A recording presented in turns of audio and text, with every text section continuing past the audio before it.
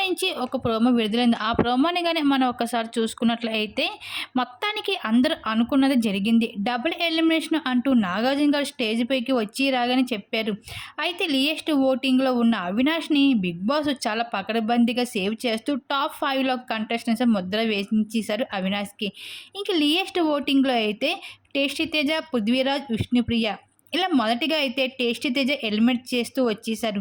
ఇంక ఆ తర్వాత ఇంక హౌస్‌మేట్ చేతిలోనే పెట్టేశారు ఎలిమినేషన్ అనే ట్విస్ట్ అన్నది.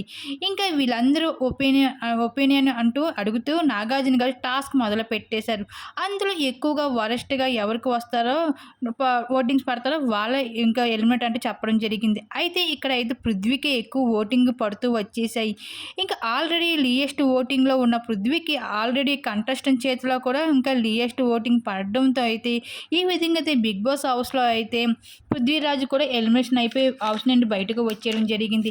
ఇంక ఈ విధంగా అయితే బిగ్ బాస్ సీజన్ 8లో ఈ 13వ వారంలో టేస్టీ తేజ అలాగే పృథ్వీరాజ్ ఇద్దరు కూడా డబుల్ ఎలిమినేషన్ ద్వారా బిగ్ బాస్ హౌస్‌ని వదిలి బయటకు వచ్చేయడం జరిగింది.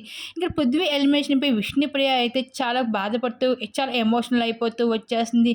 చాలా బాధపడుతుంది. ఇంకా పృథ్వీని చూసి ఇంకా ఫినాలే దగ్గరలోనే పృథ్వీరాజ్ ఈ విధంగా ఎలిమినేషన్ అవ్వడంపై అయితే ఇంకా ఆ విషయం తట్టుకోలేకపోతుంది విష్ణుప్రియ. దీనిపై మీ అభిప్రాయం తెలపండి.